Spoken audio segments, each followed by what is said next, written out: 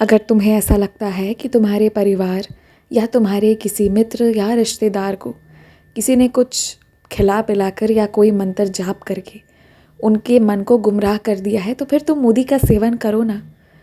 ये तो तुम जानते हो कि तुम्हारे साईं को ऐसी कोई भी चीज़ें, ऐसी कोई भी विधि विधान पसंद नहीं है जिससे किसी का नुकसान हो या जिससे किसी की मर्ज़ी के बिना उसके मन को वश में किया जाए। ये मुझे कभी पसंद नहीं है, इसलिए तुम मेरी ऊदी लेकर जाओ। मेरी ऊदी बहुत सकारात्मक है। चाहे कोई कितना भी कुछ भी बिगाड़ने की कोशिश करे, कैसे भी मंत्र जाप क्यों ना कर दी हो, कैसे भी जादू टोना क्यों ना की गई हो, महज मेरे ऊदी के आशीर्वाद से सब ठीक हो जाएगा। तुम्हारी इच्छा थी ना, तुमने एक इच्छा प्रकट की थी और तुमने मुझ पर छोड़ दिया था। देखा, उसका नतीजा ये हुआ कि तुम जैसा चाह रहे थे वैसा ही हो रहा है। इस हफ्ते के अंत तक तुम्हें उसका परिणाम भी साक्षात अपने आँखों से देखने को मिलेगा। आगे भी कुछ बहुत बड़ी बड़ी कठिनाइयाँ हैं ना तुम्हारे रास्ते, जिनका इस वक्त तुम्हें समझ ही नहीं आ रहा कि क्या करना है। तो मुझसे सहायता लो ना, एक बार आकर कह कर देखो। मैंने तुम्हें कभी निराश नहीं किया है। हाँ, कुछ जगह पर तुम सबूरी रख रहे हो, लेकिन ना निराश किया हूँ ना कभी करूँगा। मुझसे आओ, मुझसे बात करो और मुझे बताओ जो तुम्हारे मन में है और मांग लो, मैं तुम्हें दूंगा भी।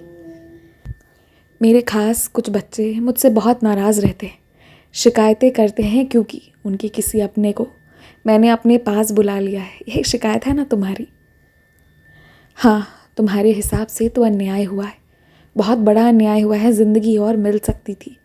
मेरी ऊदी जो मृत के लिए भी संजीवनी समान है, वो सहायता कर सकती थी, लेकिन फिर भी कुछ नहीं हुआ। क्योंकि अगर वो बच्चा अब भी तुम्हारे साथ रहता, तुम्हारे पास रहता, तो बहुत परेशान होता। उसकी वो पीड़ा तुम देख नहीं पाते। कुछ चीज़ें होती हैं जो तुम अभी नहीं समझोगे, वक्त आने पर समझोगे। लेकिन मैंने तुमसे वादा किया है ना, कोई कमी नहीं महसूस होगी तुम्हें, तो मैं वो वादा निभा रहा हूँ, आगे भी निभाऊंगा। जैसे दान धर्म करना एक अच्छा कर्म होता है ना, वैसे ही किसी के साथ वफादारी निभाना भी एक कर्म होता है। ये मैं तुम्हें इसलिए समझा रहा हूँ कि आगे जहाँ कुछ चीज़ें होंगी वहाँ तुम वफादारी मत छोड़ना। इस बात का बेहद ध्यान रखना। और जानते हो, तुम्हें ऐसा लग रहा था कि तुम्हारे सर पर एक बहुत बड़ी मुश्किल आ गई है, एक खतरा मंडरा रहा है तुम्हारे आसपास। लेकिन सच तो ये है कि तुम्हारी सच्चाई, तुम्हारी सादगी, तुम्हारे अंदर की भक्ति से किसी और की भी रक्षा हो रही है। और फिर जब मैंने तुम्हें दर्शन दिया है, मैं वहाँ हूँ, तो गलत नहीं होगा।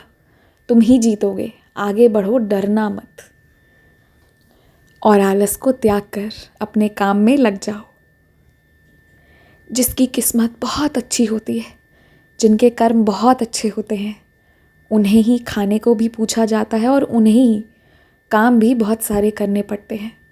तुम जानते नहीं, ये जो तुम काम कर रहे हो ना, अपने परिवार, अपने आसपास, अपने देश की प्रगति के लिए, इसमें भी तुम मेरी भक्ति कर रहे हो।